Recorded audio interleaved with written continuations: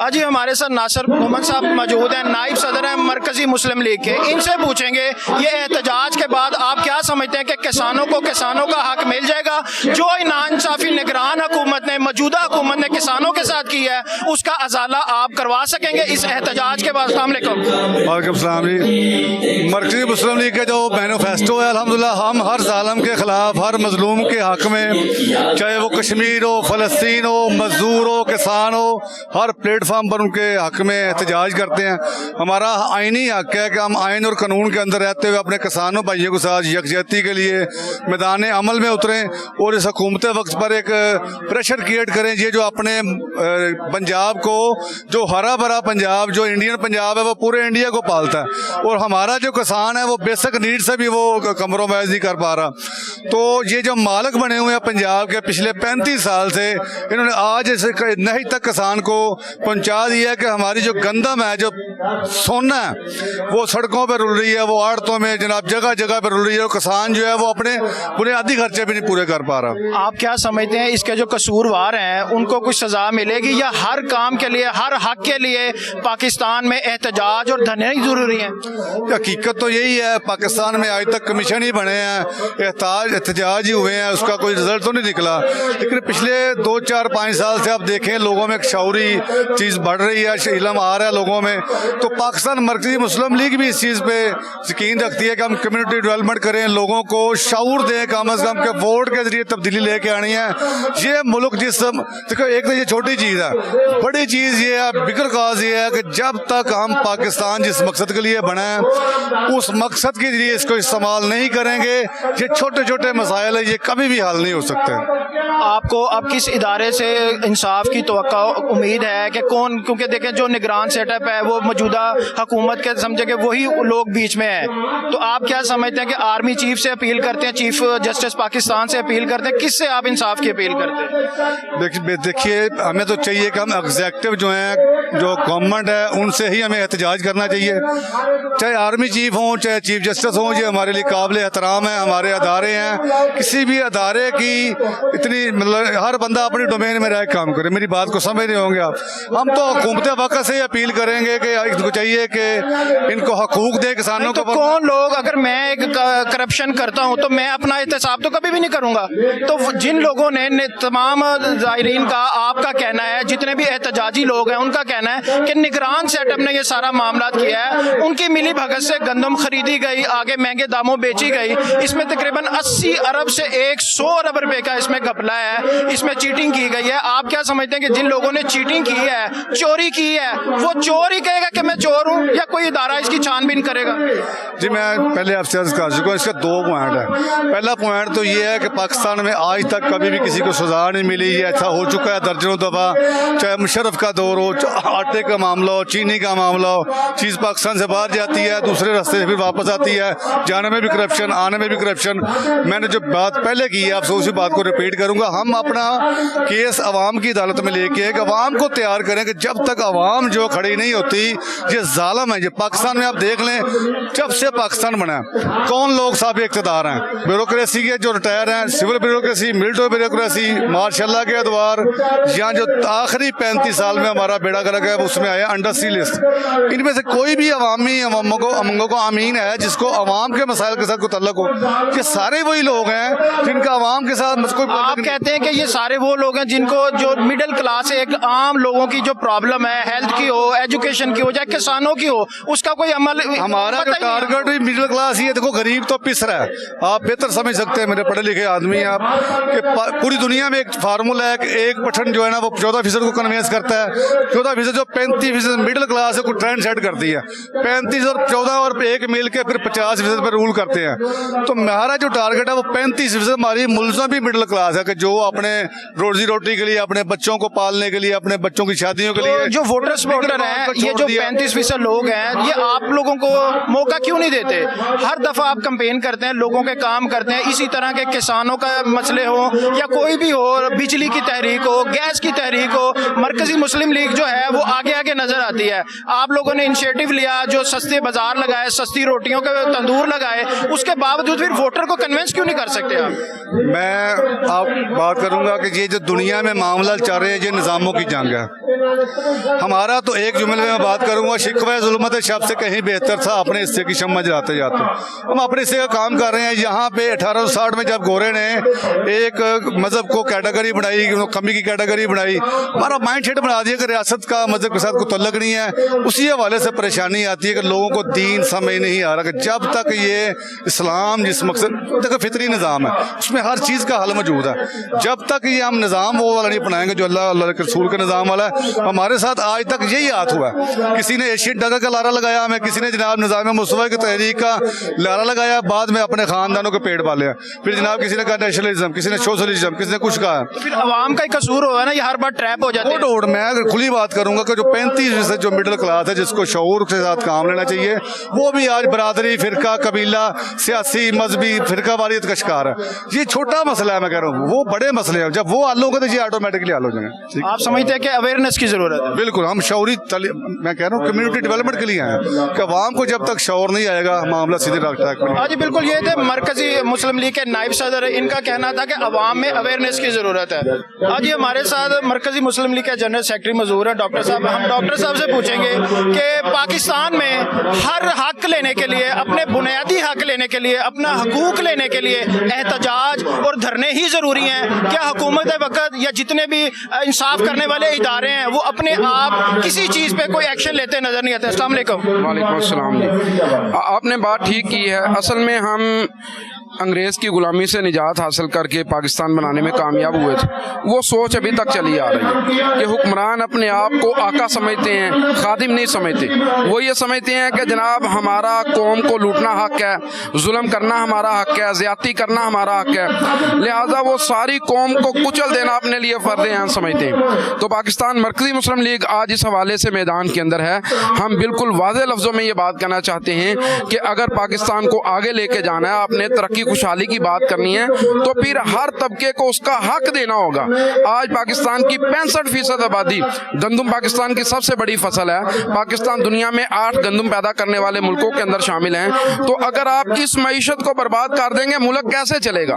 तो हम इस हवाले से मैदान के अंदर हैं और हम एक मुस्बत सियासत करना चाहते हैं, प्रोग्रेसिव सियासत करना चाहते हैं। लेकिन अगर हुक्मरान अपना रवैया नहीं बदलेंगे तो फिर यही रास्ता है कि एहतजाज किया जाए। और डॉक्टर साहब ये बताइएगा, आप लोगों ने सस्ते तंदूर भी लगाए और लोगों को सस्ती सब्जियां भी फराहम की, आप हर तबके के साथ खड़े नजर आते हैं, लेकिन क्या बात है आप लोग अपने वोटर जो है उनको शऊर नहीं दे सकते कि जो इलेक्शन में है वो कैंपेन उस तरह की नजर नहीं आती, उस तरह की आपकी वोटों की जो ट्रांजैक्शन है वो नजर नहीं आती, इसकी क्या वजह है? जी देखें, हमारा ये पाकिस्तान मरकज़ी मुस्लिम लीग का पहला इलेक्शन था जो हमने 2024 के अंदर कंटेस्ट किया है। यकीनी तौर पर हमारा खिदमत का सिलसिला वो पहले से चला आ रहा है और हम इसके अंदर काम कर रहे हैं। लेकिन पाकिस्तान के अंदर पावर पॉलिटिक्स का एक रवाज चला आ रहा है और हमारे जो पुराने सियासतदान हैं, थाना उनके कब्जे के अंदर है, कचहरी उनके कब्जे के अंदर है और वो आप कह लें कि पूरे मुआशरे को, पूरी सोसाइटी को अपनी ग्रिप के अंदर किए हुए हैं। इसलिए लोगों की मजबूरी होती है बसा औकात उनके साथ चलना, ये खौफ के साथ, लालच के साथ, ये लोगों को, ये खौफ और लालच के साथ ये लोगों को अपने साथ मिलाते हैं। तो हम इंशाअल्लाह ताला आहिस्ता आहिस्ता इस शऊर को देने में कामयाब हो रहे हैं। हमारी पहली एंट्री बड़ी ज़बरदस्त रही है और आप देखेंगे कि कुछ ही अरसे के अंदर इंशाल्लाह हालात बदल जाएंगे। हालांकि जो एजुकेशन और हेल्थ का है, आपका एक अरसा दराज से बड़ा ज़बरदस्त निज़ाम लोगों के लिए फ्री ऑफ कास्ट करते आ रहे हैं, लेकिन फिर भी लोग क्या समझते हैं कि जो वोटर है, अवाम है, वो आप लोगों की स्ट्रेटजी को समझती नहीं है कि आप लोगों की अवेयरनेस कैंपेन उस तरह की नहीं है। नहीं, पहली बात तो ये है कि इस दफ़ा का इलेक्शन तो आप वैसे जानते हैं जो इस इलेक्शन के अंदर हुआ है। मेरा ख्याल है कि जीतने वाले भी परेशान हैं और हारने वाले भी परेशान हैं। तो हम तो ये समझते हैं कि तो जीतने वालों को पता ही नहीं है कि हम जीत चुके हैं। ये बात सही है। तो इस दफ़ा का तो इलेक्शन ही नहीं था, ये न जाने क्या किया गया पाकिस्तानी कौम के साथ। तो इसलिए इस इलेक्शन को तो हम उस तरीके से समझ ही नहीं रहे कि इसमें आप अपनी वर्थ को कैलकुलेट कर सकते हैं या आप अपने वोट बैंक को बिल्कुल सही तरीके से कैलकुलेट करके अपने आप को असेस कर सकते हैं हम किस जगह के ऊपर हैं। तो ऐसा चूंकि इलेक्शन इलेक्शन हुआ नहीं है, इसलिए हम ये नहीं कह सकते कि अवाम हमारे साथ नहीं है। इलेक्शन के अंदर रिगिंग की गई है, इलेक्शन के अंदर वोट चोरी किया गया है और ये सबके साथ हुआ है, हमारे साथ भी ऐसा हुआ। आप अब क्या समझते हैं कि जो आप एहतजाज कर रहे हैं किसानों के साथ, इसमें आप लोगों की दादरसी की जाएगी, आप लोगों को इंसाफ मिलेगा? जो किसान मईशत की रीढ़ की हड्डी कहा जाता है किसान को, जो गंदम पहले बाहर से सस्ती खरीदी गई, नाकस क्वालिटी की महंगे दामों बेची गई, और अपने मुल्क की आला क्वालिटी की गंदम भी नहीं खरीदी जा रही, आप क्या समझते हैं कि इसमें किसानों का क्या रद्द-ए-अमल होना चाहिए, या मजीद किसान इसमें क्या लाए-अमल बनाएंगे आप? जी, किसान तो अपना रद्द-ए-अमल दे रहा है, मैदान के अंदर आ चुका है। अभी आज ये प्रोग्राम हमने लाहौर प्रेस क्लब के बाहर किया और ये सीरीज शुरू की जा रही है। डेली इंशाल्लाह पूरे मुल्क के अंदर इसी तरीके से एहतजाज होगा और जहाँ जहाँ पे किसान तंजीमें एहतजाज करेंगी हम उस एहतजाज का भी हिस्सा बनेंगे। मेरा ये ख्याल है कि शायद मुस्लिम लीग नून एक बहुत बड़ी गलतफहमी का शिकार हो चुकी है और वो ये समझते हैं कि अवाम को कुचल कर वो हुकूमत करेंगे। मैं ये समझता हूँ कि उनको अपना रवैया बदलना चाहिए। वो अवाम को कुचल के हुकूमत नहीं कर सकते और अवाम मैदान के अंदर आने पर मजबूर है। 65% तबका आपका ज़राअत के साथ मुंसलिक है। अगर ये 65% लोग मैदान के अंदर आ गए तो ये कैसे रोकेंगे? ये रोक ही नहीं सकते। अभी ये हल्के हल्के एहतजाज बिल्कुल एक डेमो पेश किया जा रहा है, इनको कहा जा रहा है कि भाई अपना रवैया बदलें। अगर नहीं बदलेंगे तो फिर दमादम मस्कलंदर है। अच्छा, आप क्या कहते हैं कि जब तक इन किसानों को इंसाफ नहीं मिलेगा, मेरिट पे जो है इनकी दादरसी नहीं की जाएगी, तो आप लोगों का एहतजाज जारी रहेगा? बिल्कुल, ये सिर्फ किसानों का मामला नहीं है। आप देखें, वकील आपके परेशान हैं, डॉक्टर्स आपके परेशान हैं, असाज़ा आपके परेशान हैं, तो ये तो एक अभी कह लें कि बारिश का पहला कतरा है जो किसानों ने फेंका है। ये सिलसिला भी आगे बढ़ेगा। तो मैं तो समझता हूँ कि नवाज शरीफ साहब एक बड़े पुराने गाहक सियासतदान हैं, शायद वो होश के नाखून ले लें और समझ जाएं। देखें ना, कोई मुश्किल नहीं था, इन्होंने घर से पैसे नहीं देने थे। अगर ये 3900 रुपये मन रेट तय करते हैं, गंदम खरीद लेते, मसला हल हो जाता। आज ये कैफियत ही ना होती, किसान अगली फसल को काश्त कर रहा होता। आज सूरत हाल ये है कि मूंजी की फसल उसकी बजाई करीब आ चुकी है, लेकिन किसान कहता है भाई हम मूंजी उसको बो ही नहीं सकते, काश्त नहीं कर। हमें काफी सारे किसान मिले जो रोते नजर आते हैं। वो कहते हैं हम आड़तियों से, बड़े जमींदारों से पैसे उधार लेके फसल तैयार करते हैं और अब फसल तैयार है तो हमारे पास खरीदार कोई नहीं है। बिल्कुल ऐसा है। आप देखें, इस वक्त ज़ख़ीरा अंदोज़ पूरे मुतहर्रिक हैं। ये मसला जो इस वक्त है ना जी, वो ये नहीं है कि अवाम को सस्ती गंदम मिलने का मसला है। मसला ये है कि ज़ख़ीरा अंदोज़ सस्ती गंदम खरीद रहे हैं। ठीक 3 या 4 महीने के बाद पाकिस्तान में गंदम का बहरान आएगा, फिर यही गंदम जो आज 2800 रुपये मन खरीदी जा रही है, इस कौम को 5-6 हज़ार रुपये मन बेची जाएगी। हम इस तर्ज अमल के खिलाफ हैं कि भाई जो असल है उसको उसका हक दो, उसकी पूरी फसल की कीमत उसको दो। आपने पिछले साल से कम रेट इस साल तय किया, हालांकि डीजल का रेट बढ़ा है, हालांकि मशीनरी का रेट बढ़ा है, हालांकि पाकिस्तान के अंदर बिजली महंगी हुई है, हर चीज़ आपने महंगी करके गंदम सस्ती कर दी। इसके बावजूद हम ये कहते हैं चलो 3900 रुपये मन ही खरीद लो। ये चूंकि इसके लिए तैयार नहीं है तो हम भी इंशाल्लाह मैदान के अंदर खड़े हैं। जी बिल्कुल, उनका कहना है कि जब तक इंसाफ नहीं मिलता, मेरिट पे फैसला नहीं होता गंदम खरीदारी का, तब तक हमारा एहतजाज जारी रहेगा। आज बिल्कुल हमारे साथ मौजूद हैं जनरल सेक्रेटरी मरकजी मुस्लिम लीग के, और इनसे हम पूछेंगे कि जो गंदम में इसका असल कसूरवार कौन है। साबका जो हुकूमत है वो मौजूदा हुकूमत पर डालती है, मौजूदा हुकूमत जो है वो निगरान सेटअप पर उसको सारा जिम्मेदार ठहराती है। आज हम इनसे मरकजी जो जनरल सेक्रेटरी है इनसे पूछेंगे, आप किसानों को सपोर्ट कर रहे हैं, आपकी जो जमात है इसमें भी एक बड़ी तादाद जो किसानों की है, और आप जो इस चीज़ को कैसे देखते हैं, इसका जिम्मेदार कौन है, इसको इंसाफ के टहरे में कौन लेके आएगा? अस्सलाम वालेकुम। देखिए, ये जो इस वक्त गंदम का बहरान बना हुआ है और इसको ख़रीदने वाला कोई नहीं है, तो इसका बुनियादी ज़िम्मेदार साबका निगरान हुकूमत है, जिसने अपने मुल्क की गंदम होने के बावजूद और बिल्कुल तैयारी के मरहले में होने के बावजूद और वाफर होने के बावजूद बैरून मुल्क से 1 अरब से ज़ायद डॉलर का ज़र मुबादला बैरून मुल्क मुंतकिल करके एक बहुत बड़ी चोट लगाई है मुल्की मईशत को, किसान के मफादात को। तो बुनियादी ज़िम्मेदार इसकी साबका निगरान हुकूमत है और मौजूदा हुकूमत को भी नज़रअंदाज नहीं किया जा सकता।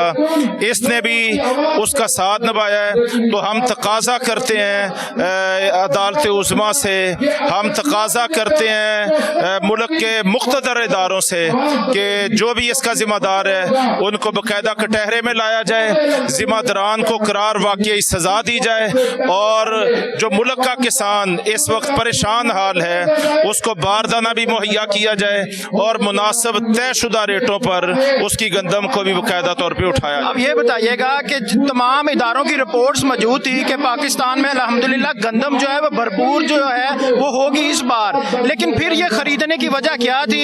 जिस तरह के सारे जो तजियाकार हैं वो ये कहते हैं कि इसके जो जिम्मेदार है वो साहब का निगरान सेटअप है। निगरान सेटअप का इंतजाम कौन करेगा? निगरान सेटअप के वजीर आला भी सेनेटर हैं और जो वजीर आजम थे वो भी सेनेटर है, तो आप क्या समझते हैं इनका एहतसाब कौन करेगा? देखिए, ये बड़ी अफसोसनाक बात है। इस वक्त जो निगरान लोग थे जिन्होंने बाकायदा फैसले किए वो इस हुकूमत का भी बाकायदा तौर पर हिस्सा है। ये हमारे लिए किसी अलमिये से कम नहीं है, लेकिन इन हालात में भी सदाए एहतजाज बुलंद करना हमारा हक है, अवाम का हक है, किसान का हक है। हम ये आवाज़ बुलंद करते रहेंगे जब तक जिम्मेदारों को सजा नहीं होती। और मिडल मैन माफिया जिसने ये सारा खेल खेला है, जब तक वो कानून की जद में नहीं आता उस वक्त तक ये सदाए एहतजाज बुलंद करते रहेंगे। आप क्या समझते हैं जो किसान है इस टाइम वो बिल्कुल मजबूर और लाचार नजर आता है? किसान ने जो गंदम जब बीजी जाती है तो ऑलमोस्ट 50-60% जो किसान है वो आड़तियों से लेके जमींदारों से बड़ों से लेके अपनी फसल को मुकम्मल करते हैं, और जब फसल मुकम्मल हो हुकूमत का इस तरह का जो ये इक़दाम है इसको आप कैसे देखते हैं? देखिए, ये सारा कुछ वाज़ेह है, बिल्कुल वाज़ेह है, लेकिन ऐसी शक्ल में हम अपने किसान भाइयों को कहेंगे कि वो आपस में इत्तेहाद पैदा करें, अपनी एक कुव्वत बनाएं और मैदान में निकलें। गिरफ्तारियां होती हैं, गिरफ्तारियां दें, पकड़ दकड़ होती है, पकड़ दकड़ करें, यानी करवाएं। जो कुछ इसके लिए उनको खमियाजा भुगतना पड़े वो अपने आप को तैयार करें ताकि उनका मुस्तकबिल महफूज हो जाए। किसान का इत्तेहाद और यकजहती ये इन सारे मसाइल और मुश्किलात का हल है। तो इसको आप कैसे यकजहत करेंगे? 4 जो एसोसिएशन बनी हुई है किसानों की वो सारी अलग अलग पेज पे नजर आती हैं, तो इसको आप कैसे इकट्ठा करेंगे? बस मरकजी मुस्लिम लीग इस नीयत से और अज़म से मैदान में निकली है।